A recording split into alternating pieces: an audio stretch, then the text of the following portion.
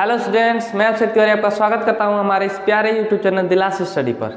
तो आज का हमारा सेशन बहुत ही खास होने वाला है, क्योंकि आज हम लोग स्टार्ट करने वाले हैं पॉलिनोमियल्स, ठीक ना, जिसमें हम लोग पॉलिनोमियल के बारे में जानेंगे, बहुपद होता क्या है आखिर, उसके बाद उसका पार्ट कैसे किया गया है, ठीक ना, बहुपद का पार्ट भी 2-3 प्रकार से किया गया है, ठीक ना, उसको भी आज जानेंगे, ठीक ना। तो आज का लेक्चर बहुत ही शानदार होने वाला है, तो फटाफट से अपने दोस्तों को शेयर करिए और जैसा हम बता रहे हैं बस आप सुनते जाइए, ठीक है, आपका सारा क्लियर हो जाएगा। ठीक, चलिए फिर स्टार्ट करेंगे और अपने दोस्तों के साथ जरूर शेयर करिएगा कि वो भी आए और हमारे साथ मैथ को सीखे समझे, ठीक है। चलिए फिर स्टार्ट करेंगे। देखो, पहला नंबर बीजीय बहुपद, ठीक है। बीजीय बहुपद लिखने का सेंस क्या है, हम बहुपद भी लिख सकते थे। देखिए, एक जनरल बहुपद अगर हम लिखेंगे तो बहुपद में सारे बहुपद आ जाएंगे, ठीक है। बहुपद तो ऐसा भी हो सकता है, बहुपद पहले नाम से जानेंगे, बहुपद बहुत सारे पद, जिसमें बहुत सारे पद हों उसे बहुपद कहते हैं, ठीक है। इतना समझ में आ गया, जिसमें बहुत सारे पद। तो ऐसा भी तो हो सकता है ना, एक्स वाई प्लस वाई पे पावर 4 प्लस 5x, ऐसा भी बहुपद हो सकता है। या फिर x y z plus 2xy plus 5x square, ऐसा भी तो बहुपद हो सकता है ना। लेकिन हमको पढ़ना क्या है, हमको पढ़ना है बीजीय बहुपद। बीजीय बहुपद का मतलब क्या है, यहाँ पर डेफिनेशन पढ़िए, चर एवं अचर बहुपद को मिला देने से प्राप्त बहुपद को बीजीय बहुपद कहा जाता है, ठीक है। अब ये क्या बोला है, चर और अचर बहुपद। तो देखिए, चर बहुपद में अल्फाबेट का यानी कि अंग्रेजी वर्णमाला का 26 जो लेटर होता है वो कोई भी चर के रूप में हो सकता है, ठीक है। चलिए क्लियर होगी इतनी बात। तो यहाँ देखिए, अचर बहुपद ये 2 प्रकार का होता है बीजीय बहुपद, तो इसको ही पहले डिफाइन कर दें। देखिए, चर बहुपद अल्फाबेट का, या फिर हिंदी में लिख लीजिए अंग्रेजी वर्णमाला का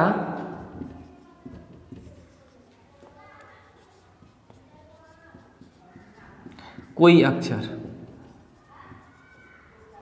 कोई मतलब कोई भी हो सकता है, अब इसके बारे में नहीं सोच रहे हैं, ठीक ना। A B C D E F X Y Z ऐसा कुछ भी हो सकता है, ठीक है। चलिए फिर, जनरली तो हम X Y का यूज करते हैं, ठीक है, और ऐसा कोई लिमिटेशन नहीं है कि आप X Y यूज करो, कोई भी यूज कर सकते हो, ठीक है। अब देखिए, चर एवं अचर बहुपद को मिला देने से ये हो गया चर।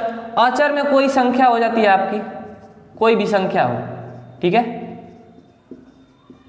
कोई संख्या मीन्स 1 2 5 100 1000 999, ठीक है, एक्सेट्रा, मतलब बहुत सारी संख्याएं, जितनी सारी संख्याएं हैं सब अचर बहुपद में आ जाए, ठीक है।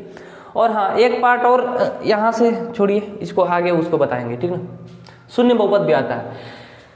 तो ये हो गया चर x y z a b c p etc etcetera, मतलब कि सारा जो लेटर है वो इसमें आ जाएगा, ठीक है। चलो फिर यहां से बनाते हैं, चर एवं अचर बहुपद को मिलाने से प्राप्त बहुपद।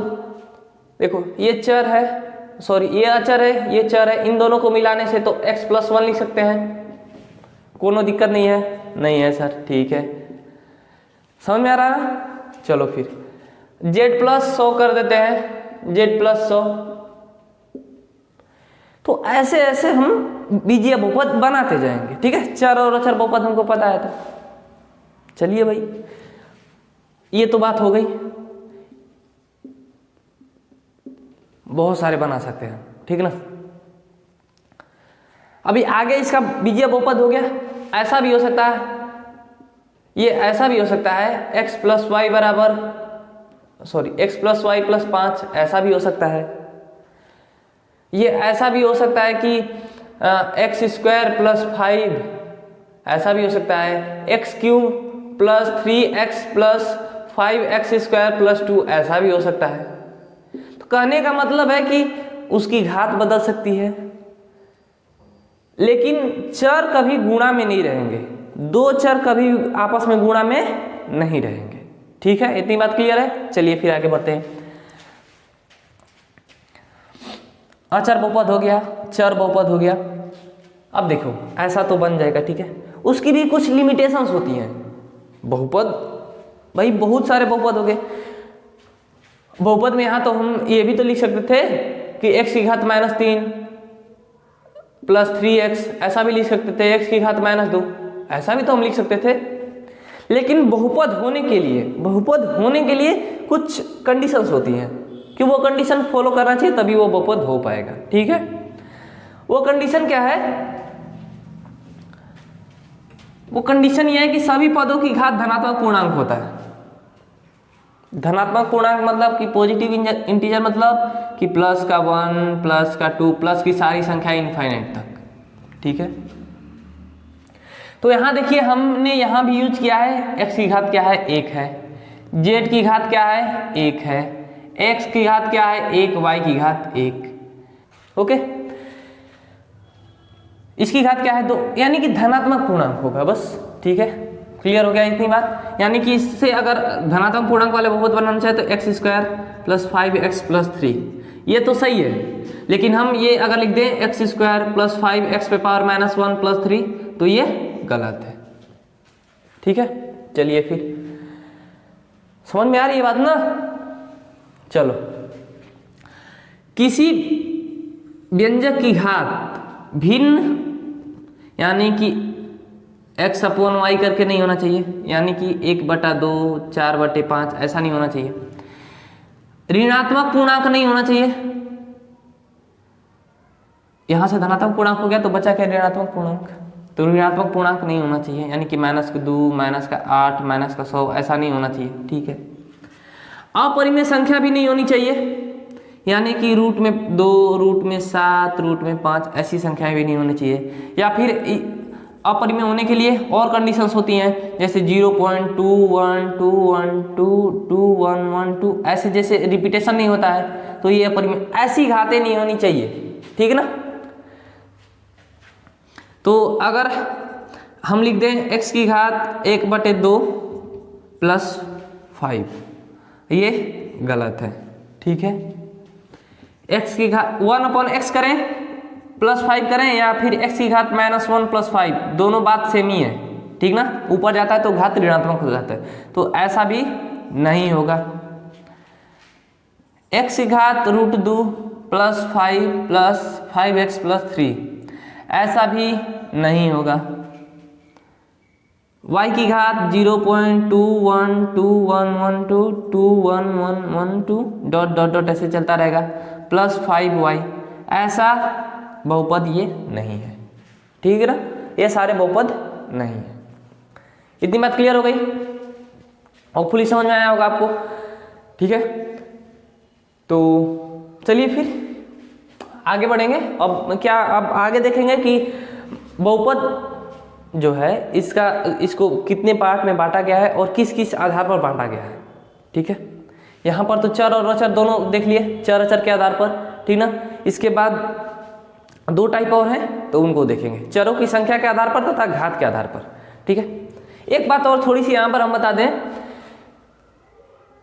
कि जो भी बहुपद होगा बहुपद की जो x चर यानी कि कोई भी चर हो तो उसकी घात अधिकतम जो होगी वही बहुपद की घात होगी।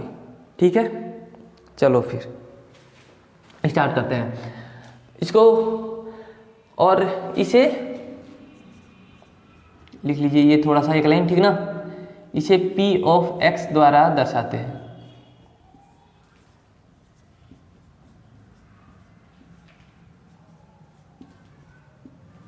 ठीक ना? यानी कि कभी भी हमको लिखना हो, ये बहुपद लिखना हो तो हम p(x) बराबर ऐसा लिख सकते हैं। ठीक है, किसी के साथ। ओके, जो चर रहेगा वही चर इसके अंदर रहेगा। ठीक, कहने का मतलब यही है। p फॉर पॉलिनोमियल और चर x में बहुपद है। ठीक है, चलिए फिर आगे बढ़ते हैं।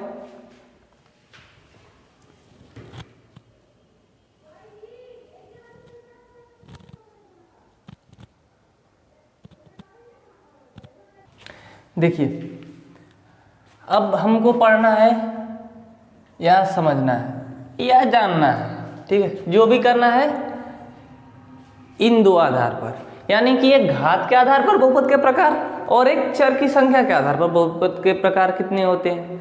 ठीक है थी, चलिए स्टार्ट करते हैं। देखो ये सारे इंट्रोडक्शन की बातें हैं, इतनी बातें अगर आपको पता होगी तो आपको प्रश्नावली में कोई समस्या होने वाली नहीं है, ठीक ना, इसकी गारंटी हमारी है। आप केवल इतना समझ लो जितना हम बता रहे हैं, ठीक है। चलो फिर शून्य बहुपद तो केवल शून्य ही होता है, शून्य, यानी कि p ऑफ x क्या होता है, शून्य। इसकी कोई घात परिभाषित नहीं है, घात परिभाषित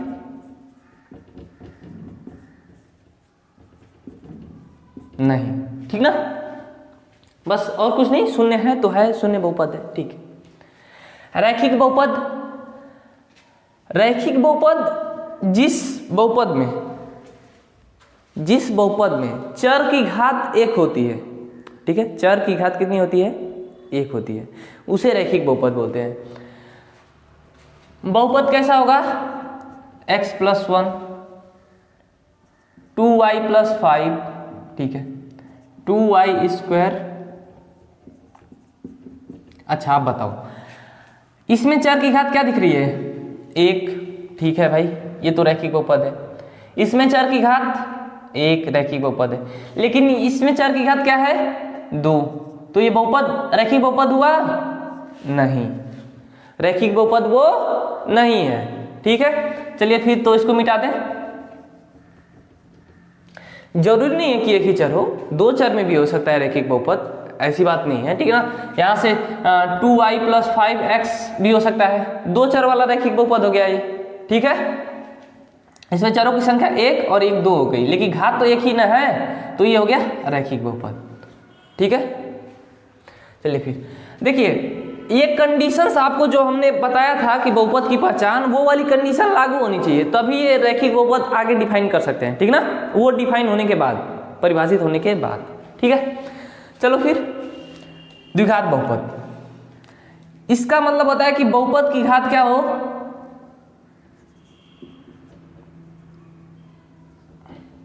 यहां से लिखेंगे बहुपद की घात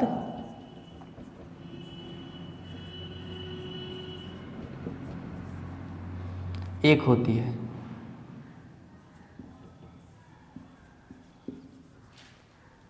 ठीक है। इसमें बहुपद की घात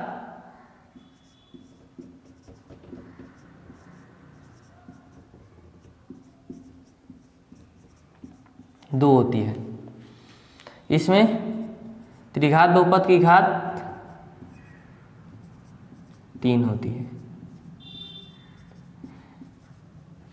ठीक है। और हाँ एक बात और मिस हो रही है कि इसका जो व्यापक रूप होता है, जो स्टैंडर्ड फॉर्म होता है, वो होता है ax + b, ठीक है, जिसमें a ≠ 0 होता है, ठीक ना, ठीक है। ये स्टैंडर्ड फॉर्म होता है, इसमें a और b का मान बदलते जाएंगे, कोई भी संख्या रखते जाएंगे, हमको अलग अलग रैखिक बहुपद मिलता जाएगा, ठीक है।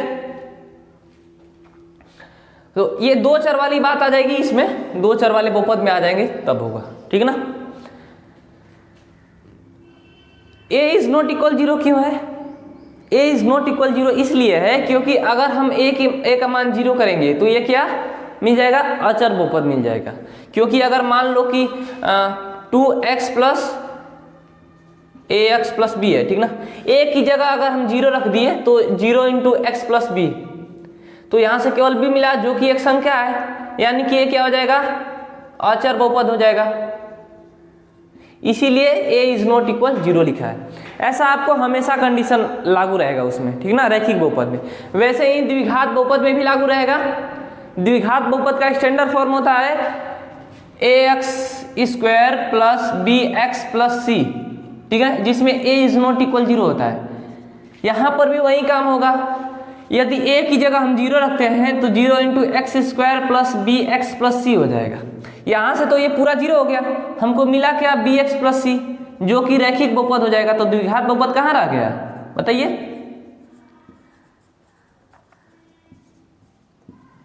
बाबू बताओ, रैखिक बहुपद हो गया ना ये, कि द्विघात बहुपद रह गया, नहीं ना, इसीलिए ये कंडीशन लगाया है, और ये हमेशा इसके लिए, द्विघात बहुपद के लिए लागू होगा, ठीक है।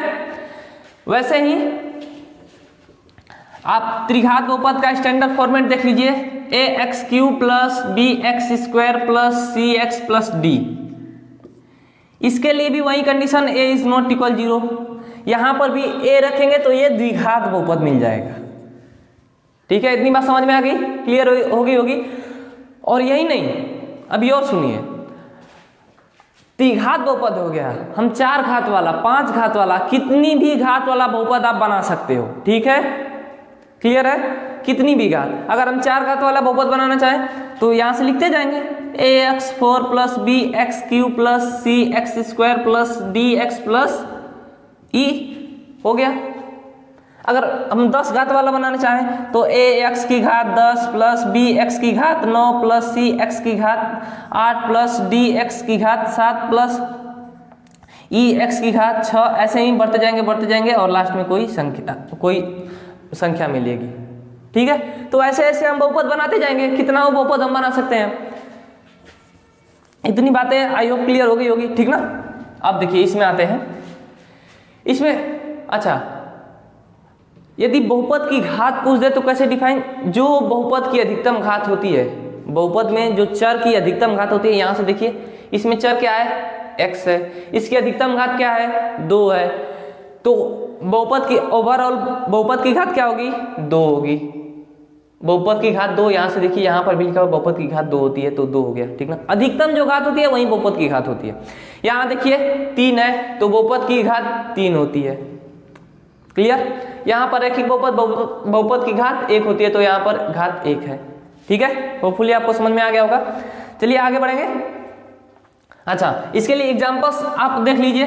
अगर ऐसा है एक्स स्क्वायर प्लस 2 या फिर x square plus 5x plus 3, ठीक है, या फिर एक्स स्क्वायर प्लस 2x, तो ये सारे जो हैं द्विघात बहुपद है।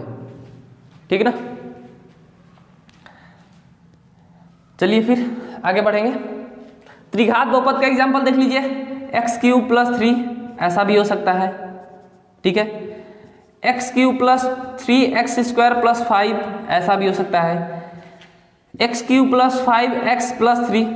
अब आप कह रहे होंगे कि सर आप एक्स चर ही क्यों ले रहे हैं, तो हम और भी चर ले सकते हैं। y की घात 3 प्लस 2y, ऐसा भी हो सकता है।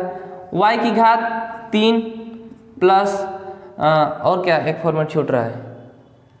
ठीक है, ये 4 फॉर्मेट। ठीक ना, वैसे ही लिख सकते हैं, y की घात 3 प्लस 8x प्लस 9, ऐसा लिख सकते हैं। ठीक है, बहुपद की घात जब 3 होगी तब जाकर वो त्रिघात बहुपद कहलाएगा। ठीक है, इतनी बात क्लियर है। ओके, चलिए, तो ये आपका पूरा कथा हो गई। ठीक ना, ये जितना रामायण था हो गया। आप इतना समझ लोगे, आपको प्रश्नावली बहुत हल्की लगेगी। ठीक ना, देखो कंसेप्ट क्लियर रहेंगे पीछे के तो पढ़ने में मजा आएगा। और कंसेप्ट कैसे क्लियर होगा, जब उसके थियोरिटिकल पार्ट आपका क्लियर रहेगा।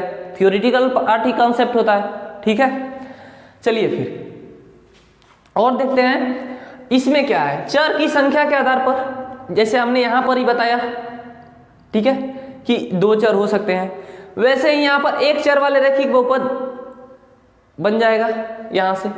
तो एक चर वाला एग्जाम्पल ले लें तो x plus y, sorry x plus 1, 2x plus 3, 3y plus 2, 5z plus 3। ठीक है, ऐसा ऐसा एक चर वाला एक चर उसमें रहेगा। ठीक है, चलिए फिर 2 चर वाला तो x plus y, 2x plus 3z, 3y plus 5z। ठीक है, और देखिए ये 2 चर वाला हो गया। 3 चर वाला 3x plus 2y plus z, ठीक है, या फिर 3y plus 5x plus 7a। ठीक है, तो ऐसे सारे बहुपद बना सकते हैं हम, 3 चर वाले, 2 चर वाले और 1 चर वाले। ठीक है, इतनी बात क्लियर हो गई होगी। अब देखिए इन दोनों के बीच में रिलेशन बता रहे हैं। यहां क्या है, एक चर, चर की घात क्या है, 1, तो ये हो गया आपका रैखिक बहुपद। इसको बोलेंगे एक चर वाला रैखिक बहुपद। ठीक है, अगर हम यहाँ y की घात 2 कर दें, इसकी घात कितनी हो गई, 2, दो घात होती है तो उसे क्या बोलते हैं, द्विघात बहुपद। तो इसे क्या बोलेंगे, एक चर वाला द्विघात बहुपद। इसको लिख देना एक चर वाला द्विघात बहुपद। कंपैरिजन करने में बहुत मजा आता है नहीं, उससे बहुत सारी चीजें क्लियर हो जाती हैं, ठीक ना। वैसे ही दो चर वाला रैखिक बहुपद, ये घात एक है तो रैखिक बहुपद हो गया, ठीक है। वैसे ही दो घात रहेगा तो द्विघात हो जाएगा, तीन घात रहेगा तो त्रिघात वाला दो चर वाला रैखिक बहुपद हो जाएगा, ठीक है। वैसे ही तीन चर वाले ये रैखिक बहुपद हो गए, ठीक है। तो इतनी सारी बातें आपको क्लियर हो गई होगी, आपको कोई डाउट नहीं बचा होगा, और डाउट कोई होगा तो आप कमेंट जरूर करिएगा, ठीक ना, आपको आंसर उसका मिल जाएगा, ठीक है।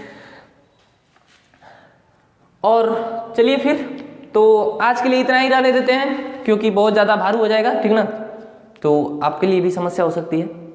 तो फिर इतना समझिए, नेक्स्ट लेक्चर में कुछ इंट्रोडक्शन और करेंगे और उसके बाद प्रश्नावली फटाफट से खत्म हो जाएगी, ठीक ना। प्रश्नावली में कुछ नहीं है, 2.1 में कुछ नहीं है, ठीक ना, वो 10 मिनट का काम है, बस 10 मिनट का काम, 10 मिनट भी नहीं लगेगा आपको, वो आप खुद से कर सकते हैं उसको, ठीक है, कल के इंट्रोडक्शन के बाद। ओके, चलिए फिर वीडियो को लाइक जरूर करिएगा और कमेंट करिएगा कि वीडियो कैसा लगा, ठीक ना, इससे आपको फीडबैक मिलता है कि आखिर आपको कितना समझ में आया, कितना समझ में नहीं आया, ठीक ना। ठीक है, मिलेंगे नेक्स्ट लेक्चर में, तब तक के लिए ओके बाय, लव यू, ठीक है।